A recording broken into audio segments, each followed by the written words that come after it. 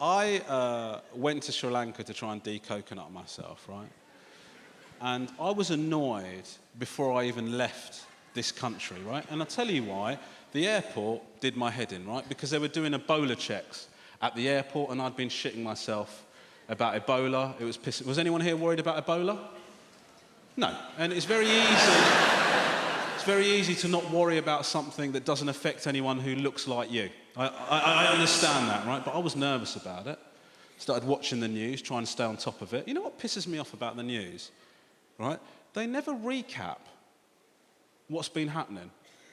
So the news will start, and they'll start talking about a story that's been developing over the last few days, and I don't know what the hell's going on. And they just assume that you've been following it up to that point. I'm just turning to my wife going, what is Krishnan talking about? I don't understand, right?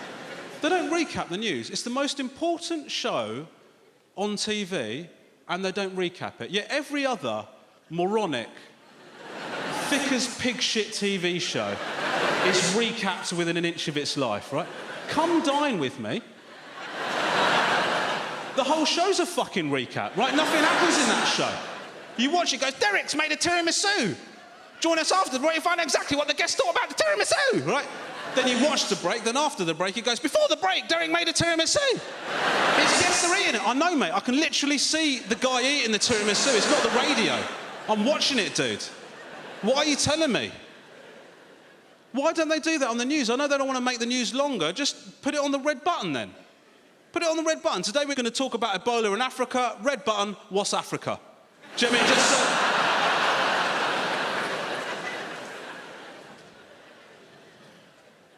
Do you know what the funniest thing about the Ebola checks was? The funniest thing about the Ebola checks, right?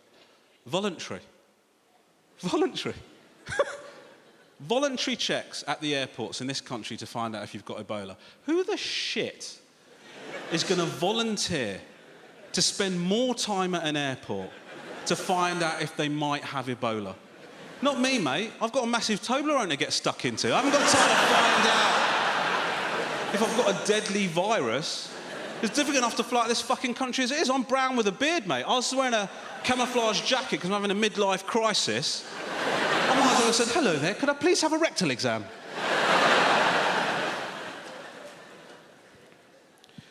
I was complaining about it to a friend of mine. I said, dude, I'm so done with this airport security, man. It's pissing me off. Do you know what he said to me? He said to me, don't be so bloody selfish. Do you know the reason we have those measures in place? Romesh. It's because we don't want the terrorists to win. So why don't you suck it up and deal with it? Romesh. Now, I understand the argument, but my counter-argument would be this. How do we know that the terrorists haven't already won? How do we know what their initial goal was?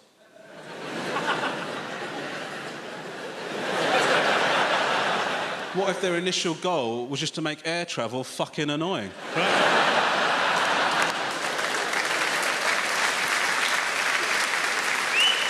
Because if that was their initial goal, they've absolutely smashed it, mate. They've knocked it out of the park. Somewhere there's a terrorist going, and the infidels have to take their shoes off even on internal flights.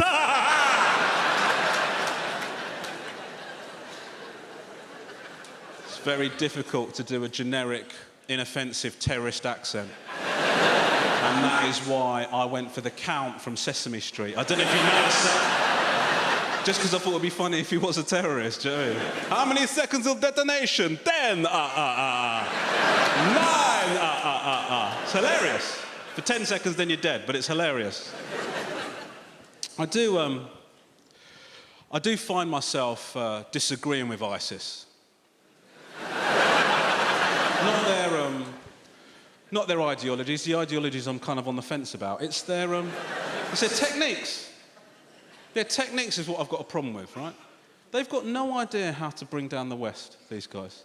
They keep threatening our lives. None of us give a shit about that. We're too comfortable. If I was advising ISIS, and fingers crossed, I'm waiting on a call back, right? If I was advising ISIS, I'd say to them, listen, mate, you're getting it all wrong, right? That's not how you bring down the West. Stop threatening people's lives, right? You want to bring down the West, this is what you do. Make shit inconvenient. Right? That's how you bring down the West. Now think about it. What are you more concerned about on a day-to-day basis? What affects your mental state more regularly? Right? A train blowing up? Or somebody stopping in front of you in the middle of a busy street for no fucking reason?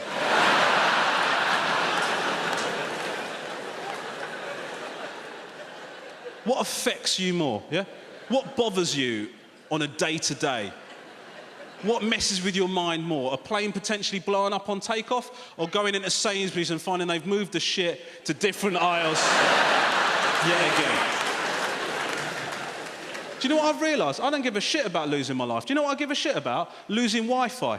That's what I care about. I'm a jihadi for unlimited data. That's what I've discovered about myself. If I found out that by sympathising with ISIS I could get rid of the buffering circle on Netflix, I'd fucking join ISIS tomorrow. I'm in that. I'm fucking in. You want to see me here? You'll see me doing a YouTube video from a cave going, hello, I'm Romesh Ranganathan. I went into Sainsbury's, I couldn't find the bread, it was the last fucking straw. So now, I've joined ISIS, the Wi-Fi's incredible. Uploaded this video in no time at all, nobody bumps into you in the street, down with the West.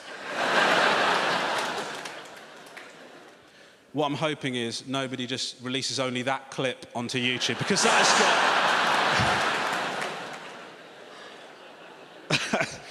that's got career ender written all over it, hasn't it? Oh, the Daily Mail have a fucking field day with that, mate. You just see me on the front like this.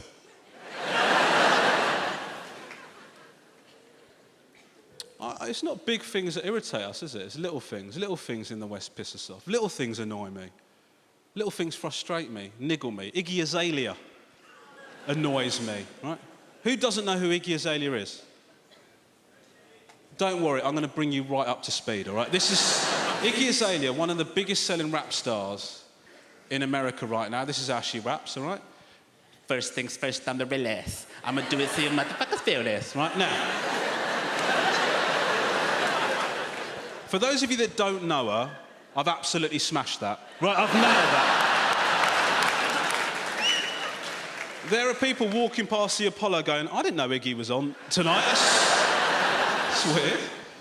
This is my problem with Iggy Azalea, right? She's a white Australian, and she's rapping like a black woman from the south, and it's legal.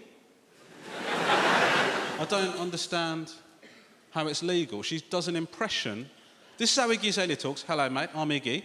And then when she raps, she does an impression of a black woman from the deep south, and they record that, and they sell that, and everyone's okay about it.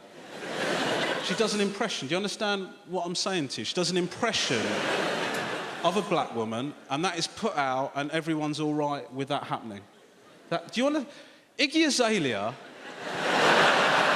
Azalea is a minstrel that couldn't be asked to black up. All right, that's what Iggy Azalea is.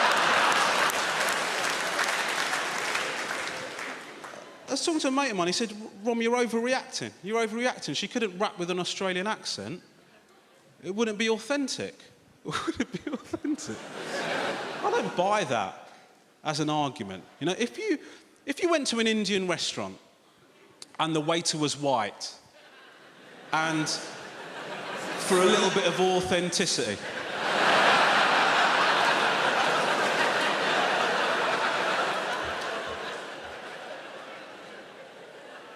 he said, would you like a papadum? You wouldn't accept that, would you?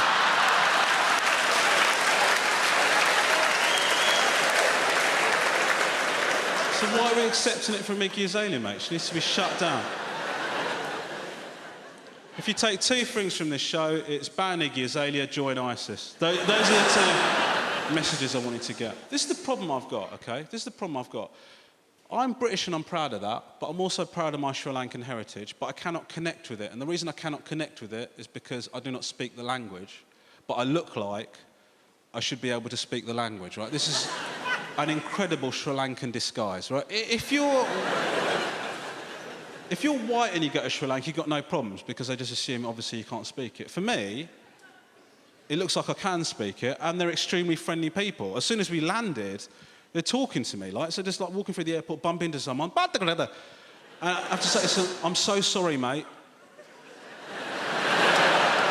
I can barely understand Glaswegian. Like, there's no banter to be had here. Sorry. And then I can't even connect with my family. That's the sad thing. I can't even connect with my family because they only speak a bit of English. I don't speak any Tamil. So I'll meet an uncle and go, hello, uncle. Hello, Romesh. You good? Yeah, I'm good. You good? Yes.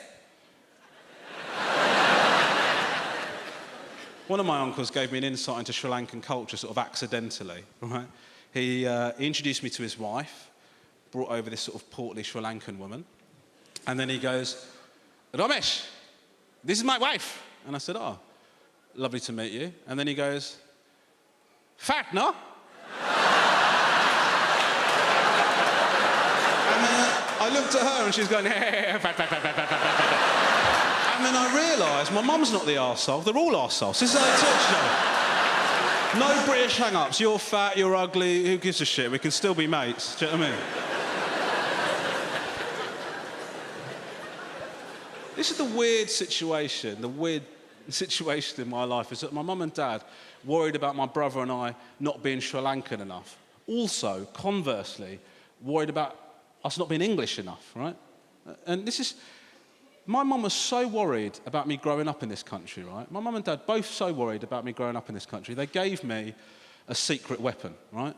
Don't worry, it's not something I'm now going to detonate, all right? It's much more innocent than that. This is my secret weapon. My first name is not Romesh. Romesh is my middle name, right? My first name is Jonathan, right? Go fuck yourselves. All right, but it is Jonathan, right? That's what it says on my birth certificate. Now, I didn't know that because when I was at home as a little kid, my mum and dad called me Romesh. Do you know the first time I found out what my name was my first day at school? You know, when the teachers have got the registers. Can you imagine that? I'm just sat there like, what?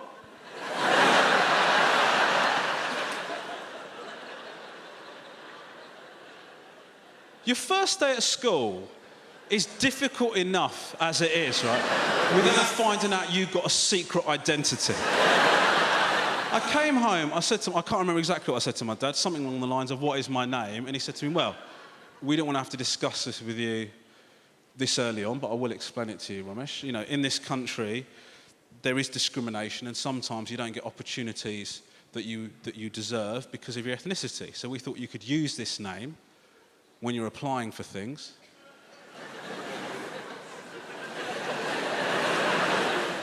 And hopefully dodge the issue. It's a very well-intentioned plan. I don't know how he thought that was going to play out, right? So I put that on an application form. The guy looks at it and goes, Jonathan Ranganathan. Must be a white guy. Must be a white guy. Let's get him in. Let's get him in. No, finally, a good old traditional English name. No, this is great. No, good, I like the cut of his jib, this guy. No, good English fella. No, he's a front runner, I tell you. No, it's between him and Christopher Patel.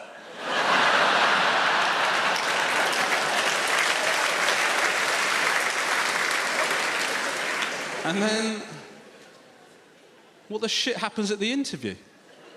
I mean, I've got to meet somebody, so I rock up there. Hello there, who are you? I'm Jonathan. You're Jonathan. What the fuck is going on here? Have you seen him? Well, does he look like, I thought he was the driver, but he's actually the applicant. Well, does he look like a Jonathan to you? He looks like he literally just stepped off a boat.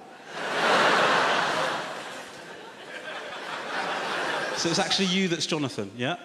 I can't fucking believe this. Can we just get that light on? No, he is that dark. Jesus. Well, I blame you for this. Well, we had exactly the same problem with Christopher.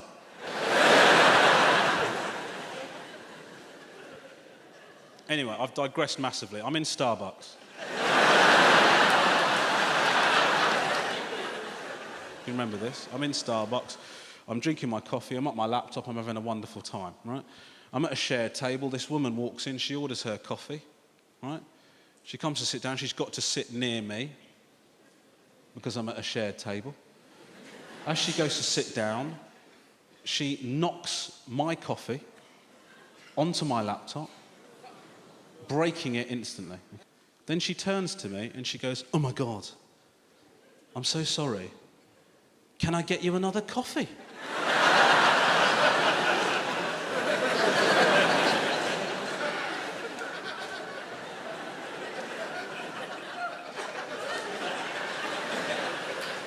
Yeah, that would be great. Thank you so much. I will have a MacBookacino. So this is how Starbucks showed me how British I am, right? The woman spilt the coffee, I've gone to her, oh my God. Well, the important thing is, are you okay? Please don't worry about getting me another coffee, I'll just pour the coffee from the laptop back into my cup. Well, yes, it is completely destroyed, but at least I've made a friend.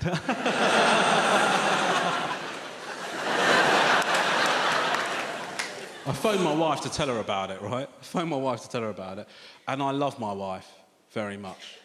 But what I discovered is, when something horrible happens to you, and you tell the person that you care about more than anyone else in the world about what happened, every single thing they say is fucking annoying. Like, every single word that woman said made me want to punch a wall until my knuckles bled. I couldn't believe it. You know what she said to me? Is it broken? Is it broken? No.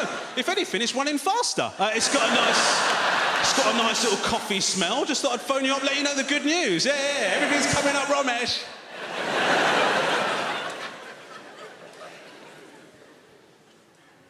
Oh my God, she's a very funny woman. Not intentionally. I'll give you an example.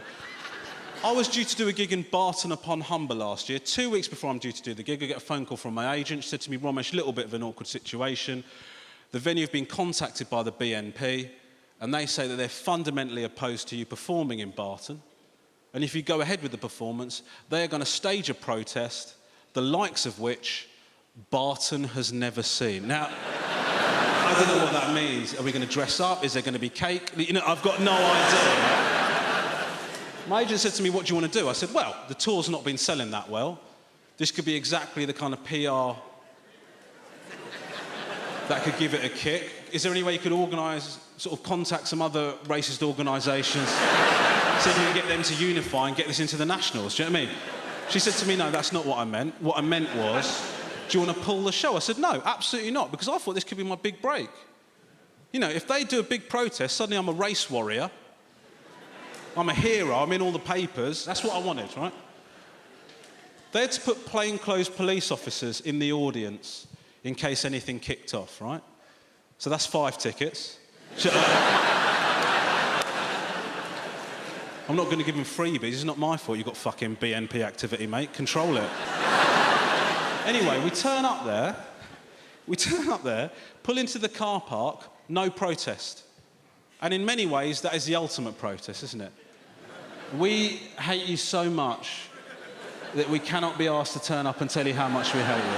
I was still nervous, though, because I thought, shit, you know, they said it's a protest the likes of which Barton has never seen. Could happen at any point. I could be in the toilet, and they get me there. One of them comes out the bowl, you know, take that, you brown bastard, like fist up the arsehole or something like that. Do you know?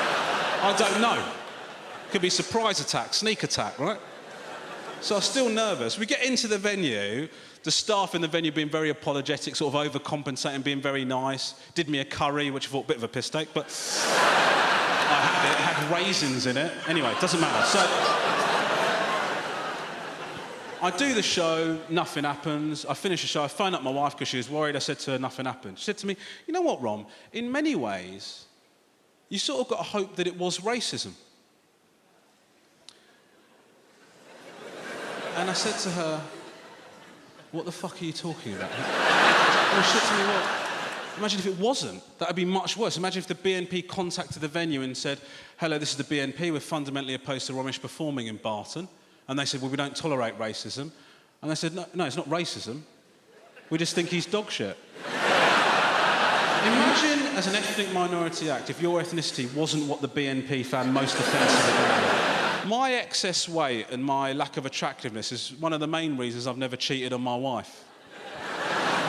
It's not the number one reason.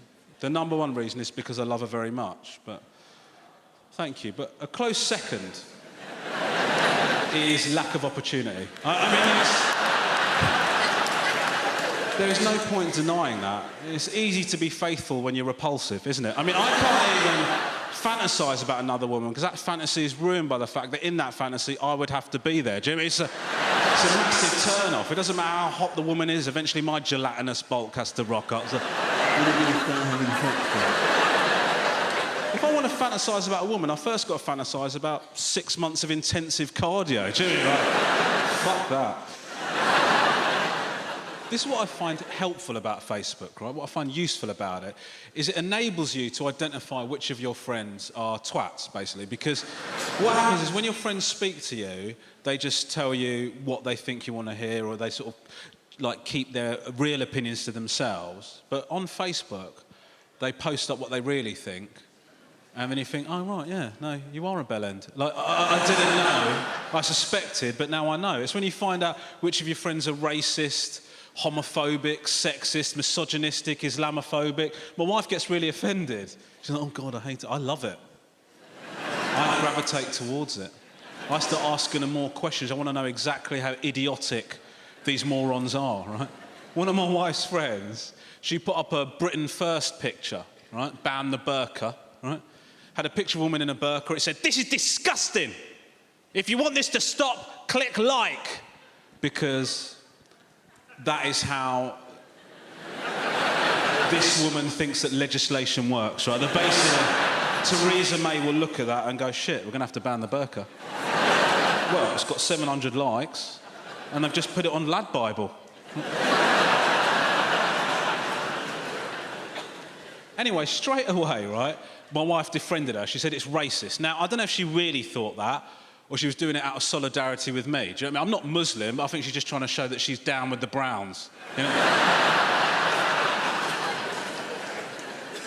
Anyway, straight away, she defriended her. Fuck that, mate. I added her. I sent her a message. I don't like Muslims either. Let's see how deep the rabbit hole goes. Do you know what I mean?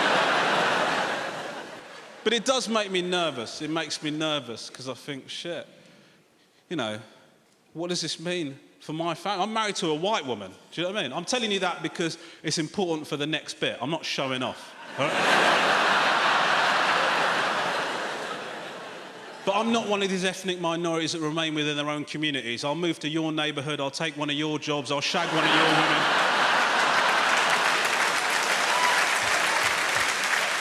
And I will bring the property prices right down. That's just how I operate.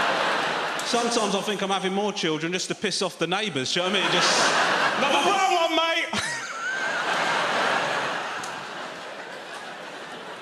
You'll be the minority soon, won't you? This carries on.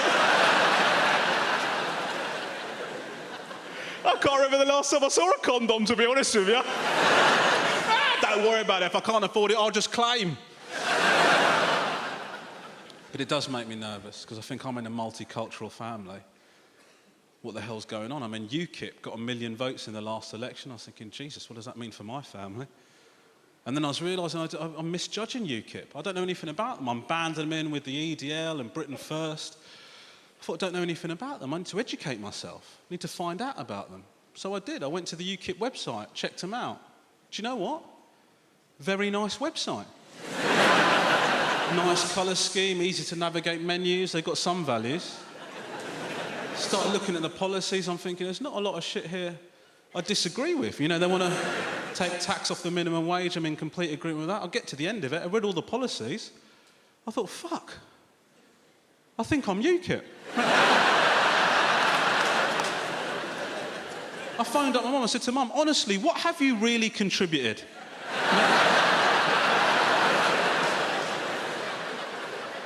And I'll be honest with you, Apollo, I wasn't that happy with her answers. That's the honest truth of it. She might have to go. Should have put more in. She is a wonderful woman, my mother, but she...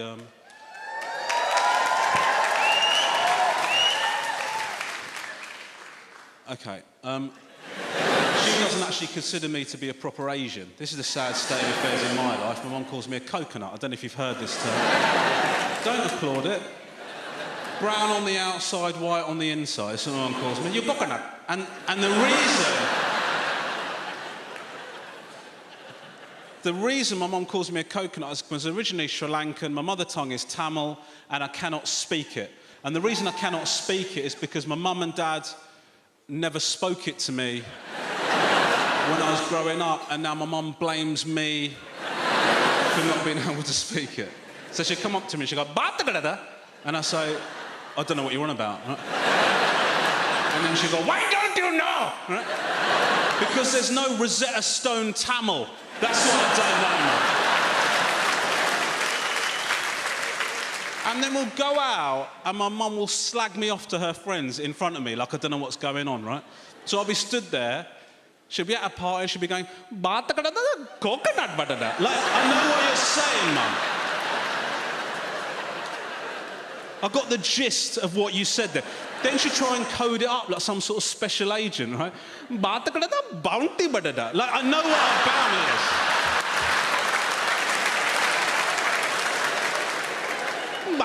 Kinder surprise, all right, mum, chill out. Oh, Chokai's bastard, all right. Unbelievable, right? I went to Sri Lanka to try and de-coconut myself, you know? Get in touch with my heritage, and we made a show about it, and thank you very much. And my mum was in that show, and I'll be honest with you, I massively regret her involvement. And let me explain why.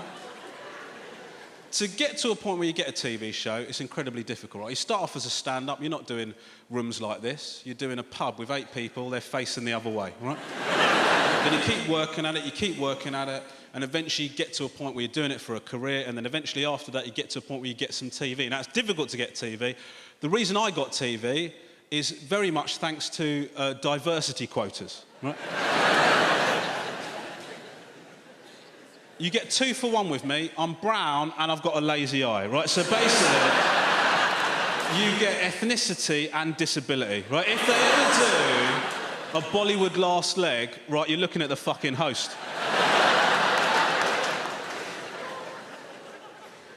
Anyway, I got to a point where I'd pitched this show, and then they liked the show, and they said, we're going to make the show. And you go, brilliant, this is amazing, this is incredible, the hard work has paid off, the luck has come in, my dream has come true, I'm making this show, this is amazing. And then this fucking woman sweeps in with her little cameo, oh, you fat belly coconut bastard, and then all of a sudden, she's a star. She's a star. I'm getting tweets, your mum's funnier than you. When's your mum on tour? When's your mum on tour? Never done a gig in her life, right? She's getting separate offers, mate. I got a phone call. BBC Asian Network, will your mum be an agony aunt? I didn't even check with her. I said, no, fuck her. There is no way. I'm letting her get a career off my back, man. Are you shitting me? God, it feels good to get that off my chest, man. Oh, dude.